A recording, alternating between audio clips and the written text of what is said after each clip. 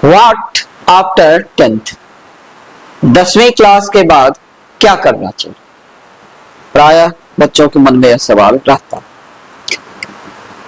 बच्चों, मैं आपका महत्वपूर्ण समय में से थोड़ा सा भाग मैं आज शेयर करना चाहता हूं। अगर आप मुझे सुनेंगे तो मैं आपके लिए ही कुछ अच्छी बातें आपके सामने में रखने जा रहा हूं। आप जरूर देखें, लास्ट तक देखेंगे तो काफी अच्छा लगेगा। शायद आपको 10वीं के बाद क्या करना चाहिए इसकी चुनाव में काफी ज्यादा मदद मिलेगी। आइए बच्चों, हम लोग देखते हैं कि 10वीं बाद क्या करना चाहिए। 10th क्लास के बाद दो तरह का करियर स्टार्ट हो जाता है। एक करियर उसके लिए है जो कि कम खर्च में और कम समय में जॉब हासिल करना चाहते हैं, जिनकी की आर्थिक स्थिति बहुत ज्यादा मजबूत नहीं होती है, पारिवारिक स्थिति उतनी अच्छी नहीं होती है, तो वो यह चाहते हैं कि मैं कम पढ़ाई में कम समय में एक अच्छी उपलब्धि प्राप्त कर लूं ताकि मेरे परिवार की स्थिति अच्छा हो सके, सुदृढ़ हो सके। तो बच्चों, उसके लिए क्या करना चाहिए? तो उसके लिए आपको आ जाना है टेक्निकल स्किल्ड बेस्ड कोर्स में। ये देखिए, ये जो टेक्निकल स्किल बेस्ड कोर्स है इसमें आप आ जाएंगे तो कम समय में आपको एक अच्छी उपलब्धि मिल जाती है। इसमें सबसे पहला जो कोर्स है वह आप IIT की कर सकते हो या ITI की कर सकते हो। ITI जो है यह एक डिप्लोमा कोर्स है, बल्कि डिप्लोमा से थोड़ा एक लेवल नीचे का ये कोर्स आता है, पॉलिटेक्निक डिप्लोमा लेवल में आता है। ITI करने के बाद आपको रेलवे में रेलवे ड्राइवर के लिए या ट्रैकमैन के लिए या आपको केबिन मैन के लिए, इन सभी का आपका दरवाजा खुल जाता है, आप उसके लिए एलिजिबल हो जाते हैं। उसके बाद है पॉलिटेक्निक करने के बाद भी आप रेलवे में जैसे कि ट्रैकमैन के ट्रक सुपरवाइजर के लिए या केबिन मैन के लिए, रेलवे ड्राइवर के लिए, इन सभी के लिए आप एलिजिबल हो जाते हो। तो ये भी आप कर सकते हो, कम समय में आपको एक अच्छी उपलब्धि मिल जाती है। पैरामेडिकल के कोर्स है, यह भी आप कर सकते हो। यह मेडिकल के क्षेत्र में लोअर लेवल का पोस्ट आपको प्रदान करता है, आप ये भी कर सकते हो, आप जल्दी सफलता अर्जित कर सकते हो। फिर डी फार्मा का कोर्स आता है। डी फार्मा यह आपको मेडिकल जो मेडिसिन्स होती हैं, मेडिसिन्स उसके क्षेत्र में आपको आगे बढ़ाएगा, मेडिसिन्स की आपको जानकारी देता है और आपके पास ये अच्छी जानकारी होने के बाद आप मेडिकल हॉल खोल सकते हो। तो इसके लिए आपको यह डी फार्मा कोर्स आप कर सकते हो। फिर NDA है। NDA बहुत बेहतर कोर्स होता है बच्चों। NDA करने के बाद आपकी पढ़ाई की खर्च गवर्नमेंट करती है, भारत सरकार आपकी पढ़ाई की खर्च वहन करती है, साथ ही साथ आपको जॉब दे देती है। लेकिन NDA करने के बाद गवर्नमेंट जॉब करना आपके लिए कुछ सालों के लिए, मिनिमम 6 साल के लिए आपको अनिवार्य होता है। बहुत अच्छा है क्योंकि आपको खर्च बिल्कुल ही नहीं लगेगी, आप भारत सरकार आपके ऊपर खर्च करती है, आपको पढ़ाई कराती, फिर आपको जॉब भी दे देती है।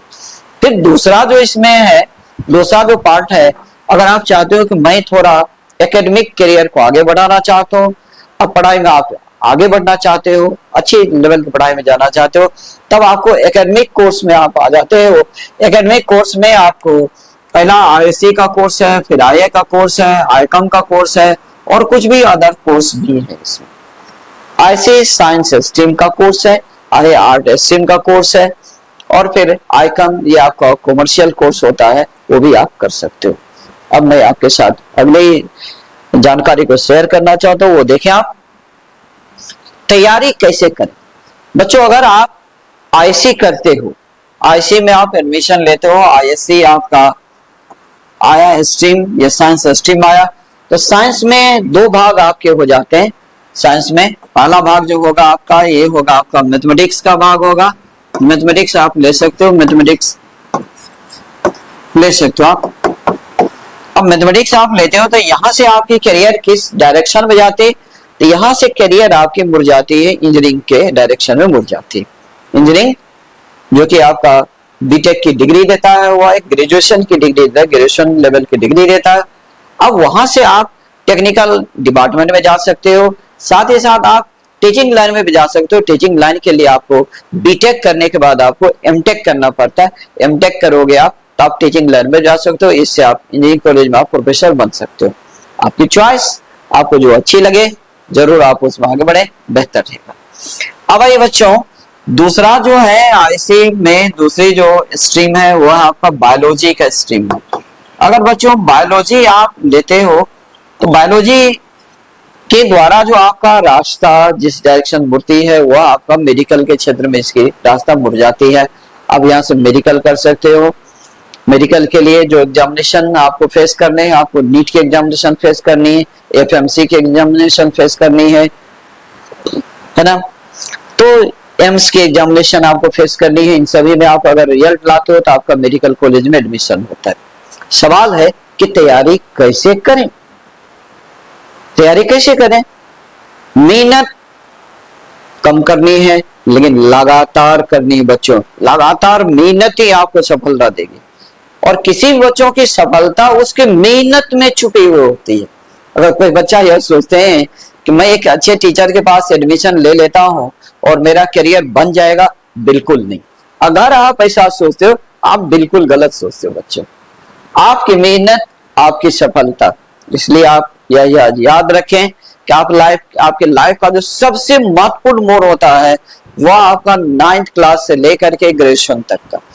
इस 5 से 6 इयर्स के कोर्स में अगर आप मेहनत करते हो तो आप एक बेहतरीन लाइफ को आप जी सकते हो।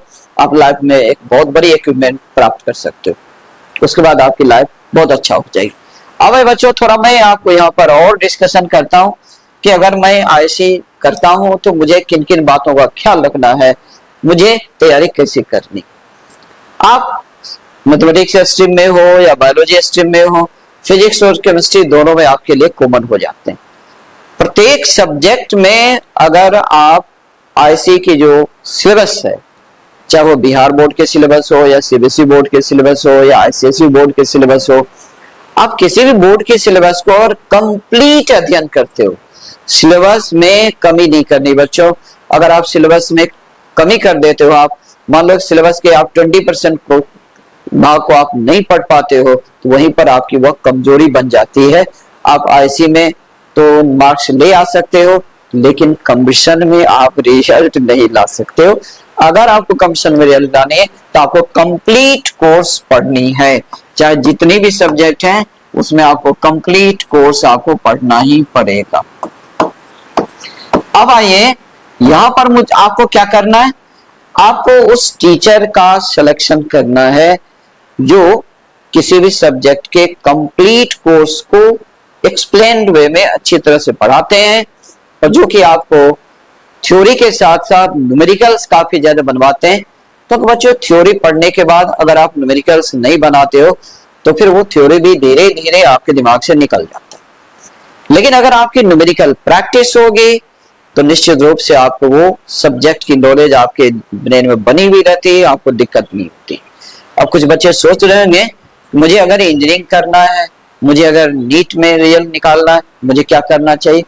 तो बच्चों उसका सबसे आसान सा तरीका है, एक अच्छे टीचर के पास आप सही सब्जेक्ट की ज्वाइनिंग करो, आप एडमिशन ले लो, फिर आप उसकी कंप्लीट सिलेबस की अध्ययन करो। सिलेबस के 1% भाग को भी आप छोड़ोगे तो आप वहां से आप क्वेश्चन को छोड़ छोड़। इसलिए क्योंकि आज के समय में, वर्तमान समय में नीट में जो रिजल्ट होता है वह आपका 92% से एबव मार्क्स गेन करने के बाद ही आता है। अब आप सोच सकते हो कि अगर आपने सिलेबस के 10% भाग को नहीं पढ़ा तो 90% से नीचे ही मार्क्स के लिए लायक हो आप, तो 90% पर सिलेक्शन होता है? बिल्कुल नहीं होता। अगर आप इंजीनियरिंग के क्षेत्र में जाते हो तो एक चैप्टर दूसरे चैप्टर से रिलेटेड होता है।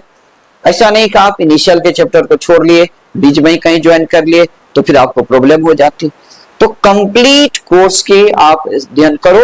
और मैं आपको बता देता हूं कि अगर आपने इंटरमीडिएट की कंप्लीट कोर्स की स्टडी कर लिया है और अगर आपने न्यूमेरिकल्स की, ऑब्जेक्टिव्स की आपने तैयारी कर ली है, उसकी अच्छी प्रैक्टिस हो गई है तो आपकी रिजल्ट सुदृढ़ है, आप निश्चित रूप से रिजल्ट को गेन करोगे। तो बच्चों यहां से आपका करियर शुरू हो रहा है। मैं चाहता हूं कि आप सही डायरेक्शन में चलो, आप अच्छी मेहनत करो, आप अच्छी तैयारी करो और अपने आप को लाइफ को बनाओ। तो बेस्ट ऑफ लक। इन्हीं शुभकामनाओं के साथ मैं आपके साथ विदा लेता हूं और मैं चाहता हूं कि आप अपने करियर का सही चुनाव करें, आप सही डायरेक्शन में चलें, कम समय में आप अच्छी उपलब्धि प्राप्त करें ताकि आप अपने परिवार का, अपने समाज का अपने राज्य का और अपने राष्ट्र का नाम आगे कर सकें, और आगे के बच्चों के लिए आप एक प्रेरणादायक सोर्स ऑफ बन जाओ तो ये बेहतर होगा। मुझे भी खुशी मिलेगी और राष्ट्र को भी खुशी मिलेगी। थैंक यू, धन्यवाद।